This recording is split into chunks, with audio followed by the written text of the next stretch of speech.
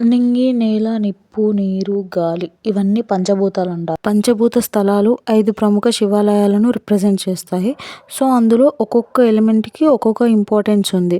So, ఈ పంచభూతాలు ఏంటంటే పంచభూత స్థలాలన్నీ మన సౌత్ ఇండియాలోనే ఉన్నాయి. అందులో 4 వచ్చేసి తమిళనాడులో ఉంటే, ఒకటొచ్చేసి మన ఆంధ్రప్రదేశ్‌లో ఉంది. పృథ్వీలింగం పంచభూతాలలో ఒకటైన భూమిని రిప్రజెంట్ చేసే శివలింగం. సో, ఈ శివలింగం ఎక్కడంటే తమిళనాడులోని కాంచీపురంలో ఏకాంబరేశ్వర ఆలయంలో ఈ శివలింగం ఉంటుంది.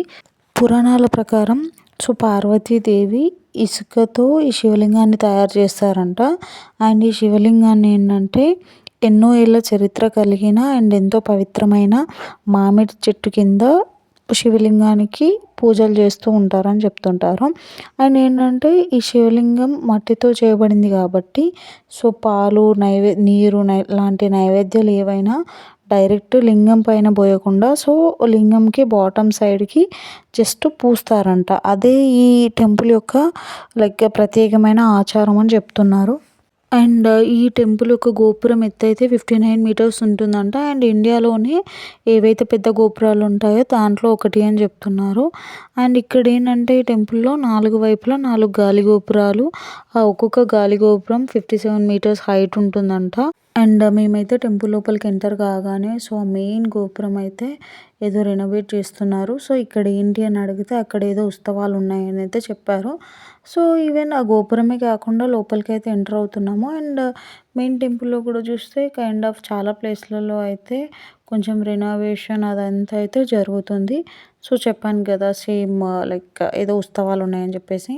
లోపలికి ఎంటర్ కాగానే అసలు ఆర్కిటెక్ట్ అయితే ఎలా కన్స్ట్రక్ట్ చేశాడో అనిపించింది. బికాజ్ చూడండి ఇన్ని పిల్లర్స్ ఇవన్నీ చూస్తుంటే అయితే నాకైతే వరంగల్లో ఉన్న 1000 పిల్లర్ టెంపుల్ గుర్తొచ్చింది.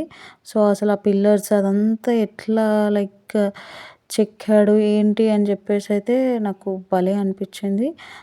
అక్కడ ఉన్న వాళ్ళని అడిగి తెలుసుకున్నాను. ఏంటంటే కంప్లీట్గా ఈ మండపంలో 1000 స్తంభాలు ఉన్నాయంట. అండ్ ఇక్కడ చూసినా మాకైతే ఫుల్ శివలింగాలు కనిపించడం. ఇదేంటి ఇక్కడ ఏదన్నా మేబీ స్పెషల్ అయి ఉండొచ్చేమో అని చెప్పి అడిగాను. అడిగితే వాళ్ళు ఏం చెప్పారంటే ఈ ఆలయంలో మొత్తం 1008 శివలింగాలు అనేది ప్రతిష్ఠించారంట. అది నాకైతే భలే అనిపించింది. ఎక్కడ చూసినా కంప్లీట్గా శివలింగాలే ఉన్నాయి. అండ్ ఇంకా ఇక్కడైతే ఇంట్రెస్టింగ్గా ఏమనిపించిందంటే మీకు అక్కడ ఒక 3500 ఇయర్స్ ఏజ్ ఉన్న చెట్టు ఉంటుందంట. అదే మామిడి చెట్టు అండి. నేను స్టార్టింగ్లోనే చెప్పాను కదా పార్వతీదేవి మామిడి చెట్టు కిందనే శివుడిని పూజించేది అని చెప్పేసి. ఆ మామిడి చెట్టు స్పెషాలిటీ ఏంటంటే ఆ మామిడి చెట్టుకి 4 కొమ్మలకి 4 రకాల రుచిగల మామిడి పళ్ళు కాస్తాయంట. అంటే ఒక్కొక్క కొమ్మకి ఒక్కొక్క ఇప్పుడు మామిడి పళ్ళు అంటే స్వీట్, ఒగరు అవన్నీ పులుపు ఇవన్నీ ఉంటాయి కదా. అట్లా ఒక్కొక్కటి కాస్తుందంట. అండ్ ఏంటంటే సంతానం లేని దంపతులు ఆ చెట్టు కింద పడే పళ్ళు తీసుకొని తింటే సంతానం కలుగుతుంది అని చెప్పేసి అక్కడ ప్రజలు నమ్మకం అని చెప్పారు. అండ్ ఇక్కడ మీరైతే చెట్టు చూడండి. ఇప్పుడైతే అప్పుడున్న చెట్టు అయితే ఇప్పుడు ఏం లేదంట. బికాస్ అది ఆల్మోస్ట్ 3500 ఇయర్స్ అంటే నాట్ అన్ జోక్ కదా. ఇప్పుడు చెట్టు అయితే ఏం లేదంట. బట్ చెట్టు యొక్క రూట్ కాండం అయితే ఉంది అని చెప్పారు. దాన్ని ఏంటంటే వాళ్ళు ఒక అద్దాల పెట్టెలో పెట్టి భద్రపరిచారంట. బట్ ప్రస్తుతం ఏంటంటే ఆ ప్లేస్లో ఇంకొక మ్యాంగో ట్రీకి అయితే నాటారు. ఇప్పుడు మనం చూస్తున్న చెట్టు అయితే అదే. మేబీ ఉత్సవాల ఎఫెక్టో ఏంటో మరి మాకైతే ఇక్కడ ఉన్న పృథ్వీలింగం గర్భగుడిలో ఉన్నట్టయితే అనిపించలేదు. అంటే మేము వెళ్ళి దర్శనం చేసుకున్నాము. But compare to other temples గర్భగుడి లోపలికి వెళ్ళినట్టయితే ఏమనిపించలేదు. ఈ మండపం గుండానే వెళ్ళాము. అండ్ అక్కడైతే పృథ్వీలింగాన్ని దర్శనం చేసుకున్నాము. వాళ్ళైతే దేవుడి విభూతిని అయితే ఇచ్చారు.